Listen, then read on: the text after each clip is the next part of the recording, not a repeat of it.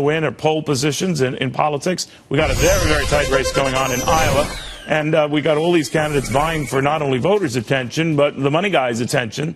And every one of them were tripping over themselves, at least on the Republican side, for billionaire Frank Vandersloot's attention. Of course, he was a former Romney National Finance Co-Chair, but he has huge influence in financial circles, to put it mildly, and huge influence when it comes to coronating potential winners. And right now he has coronated, or seems to have, one Marco Rubio. Frank, good to have you. Thank you for having me, Neil. Why Rubio? Well, when we first set out 10 months ago on this endeavor to vet all the candidates, we thought we ought to ask ourselves these two questions. Number one, who would be the best president? And number two, who would be likely to be able to win a national election?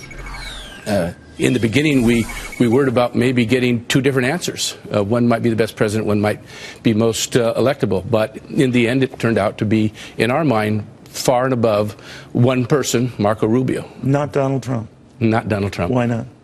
Why not Donald Trump? Oh, I think many reasons. Number one, I don't think Donald Trump would make a very good president, number one. I also don't think he's electable. I think he would lose the election. But Donald Trump has never, he's got a track record. Look at his track record. He's never looked out for other people other than himself, in my opinion.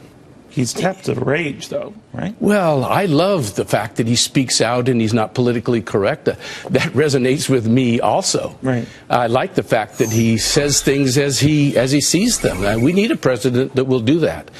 But in the end, I believe that we'll see that he's pretty shallow in international affairs, and we'll see how that plays out. Your guy is rapid. He's young. He's inexperienced in international affairs.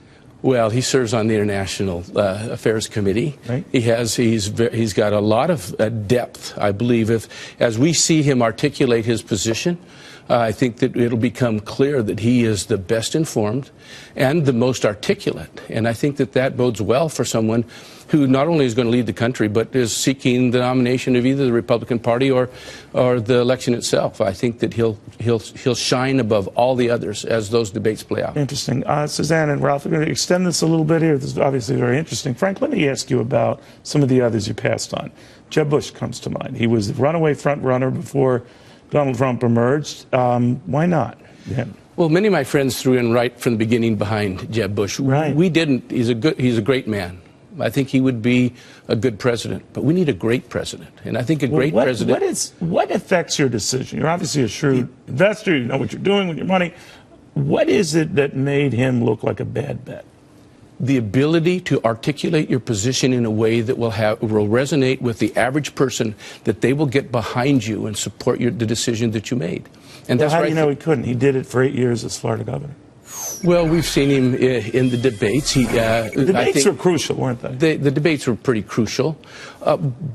But in the beginning, I thought he would do better in the debates than he actually did. But I thought that, from the beginning, I thought that there were several who would outperform him in being able to articulate a message, and that proved to be true. Let me ask you a little bit about the Ted Cruz phenomenon, because he has had the best percentage gain since the last Fox Business debate. What do you think of him, and what do you think of that surge and the passion behind it? Controversial, polarizing, but strong. Well, he's right on all the positions, or at least most of them.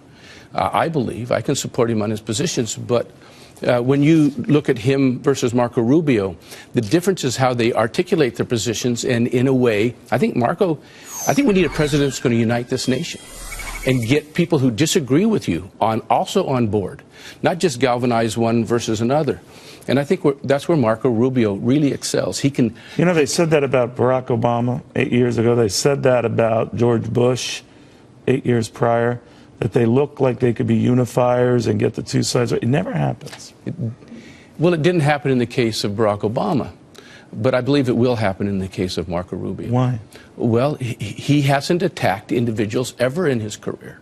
He attacks issues, and he articulates the issue, and he takes a stand that not only he's studied out, but that he can explain in a way that people can arrive at the same conclusion that he arrived at. And I think that that's part of leadership, being able to articulate your position in a way that other people get on board. And that doesn't, whether it's Congress, other members of Congress, or the people at large. So you think he's electable and go all the way, that if you got the nomination, you could go all the way? You're a little more concerned about that if it were Ted Cruz, a lot more concerned if it were Donald Trump. I'd be concerned about either Ted Cruz or Donald Trump in regards to being electable. Do you ever worry that this drags on too long, though, that we get to Cleveland without one man or woman having the delegates necessary to get the nomination? I think that's a real possibility. Not very many people are talking about that. I think that is a possibility.